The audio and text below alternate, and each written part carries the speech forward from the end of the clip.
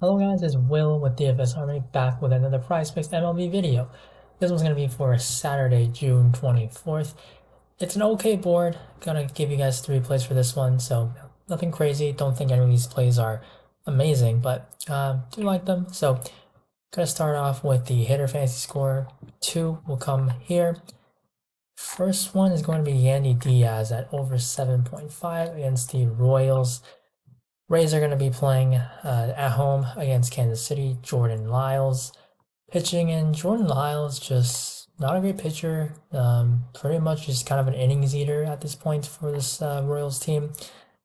ERA very bad, but it does say that with expected numbers that he's going to be a bit better. But still, he's not a great pitcher. He's been around the league. We kind of know who he is. Just not a big K guy. Going to give up hits. Going to give up runs. And Yandy Diaz is, he's been a hell of a player this season.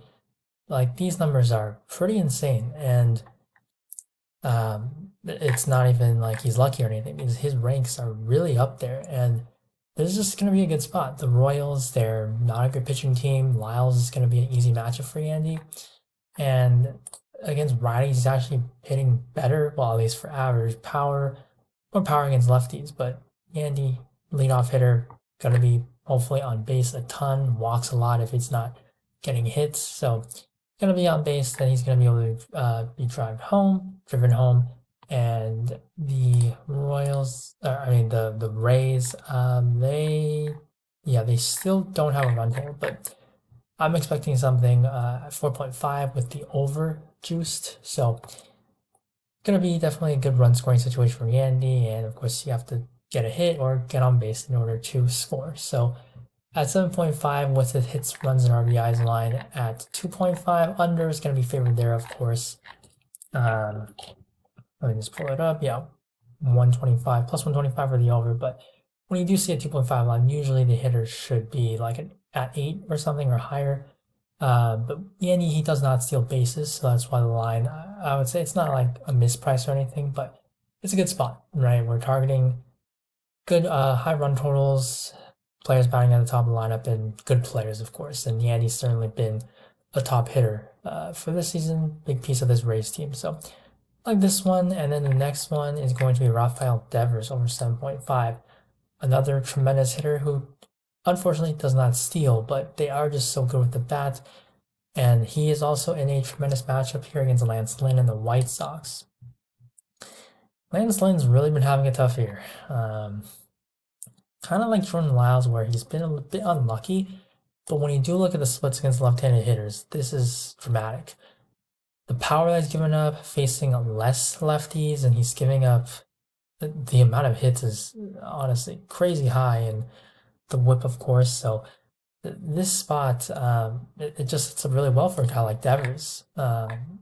He does not walk a ton. Lance Lynn, 41st percentile, so it is possible, but his odds to walk Devers are just never going to be good.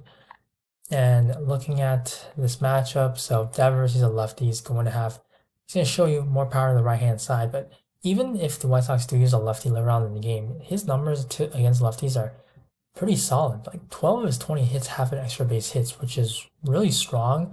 So that's good to see if it does get to that point where it does have to face a lefty. And this game, I do believe they do have run totals. So this runs RBI line minus 145 on the over, and then the Sox here over 4.5 is minus 110. So close to an even line here, but the matchup against someone who is just struggling against left-handed batters all year long, it definitely fits for Devers. So I like this one over 7.5, and then on to the last play.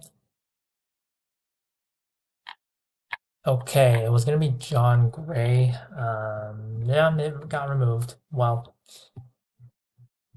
well, I know Dean Kremer. His odds have been shifting.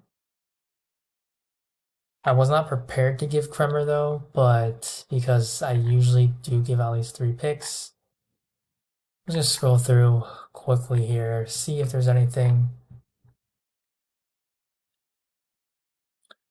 Yeah, because I didn't really like any of the other hitter props that they do have up. And again, I'm recording this video the night before, so not all the props are up. I have a little bit of interest in Waynewright under 3.5 just because this game's in London and it's going to be hitter friendly. But the Cubs, they do K a lot, so I wouldn't be surprised if Waynewright were to get 4. So John Gray actually, he probably just got added. He's going to come back at 5.5. Or Josiah, yeah, 5.5 now. So John Gray, not going to be playing him at 5.5. I mean, Kremer or Wainwright under would, I guess, be the third, or if you want to take both, because their odds, yeah, Wainwright's a minus 140, and then Kremer's a minus 130. So if you're just strictly going plus EV, Wainwright would be the better play there at a minus 140 against the Cubs. Just not someone that pays a lot of guys, and this game over being in London with the travel, they did have a day off, but again, hitter-friendly conditions. He's not. I mean, this is really bad, right? K percentile with all just 2% first percentile. But the Cubs is what kind of what worries me. But I would say though, because it's a minus 140, I'll go ahead and make Wainwright under 3.5 the third pick.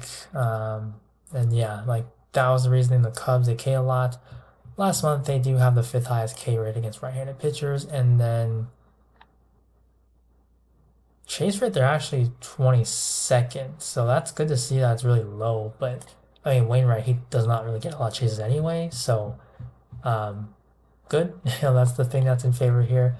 But it also depends a ton on the lineups. So if the Cubs, they rolled out a high K lineup for some reason, if like, I don't know, Nico Horner, some low K bat is somehow out of the lineup, then that's going to make this not a great play. But with what we know now, expecting the Cubs to field their best lineup possible, having a day off, this game being in London, they want their best guys in the lineup. I think we can expect them to put out all their normal starters. So I'm going to make Wainwright third pick, other 3.5K. So those are going to be the 3 picks. Unfortunately, John Gray under 6 got bumped before I can get that one out in this video, but those are going to be the 3, as usual, picks for the rest of the slate when the board is all full. Will be out for DFS Army members in our Discord, and also going to be going to KBO soon because the slate's going to be starting less than an hour if we do have some value in there. So members, of course, they always do get first priority. They will get these picks before this video does go live, so that's the priority perks of being a member. If you guys enjoy the video, please leave a like before you go. If you're tailing, good luck, and I will see you in the next video. Bye.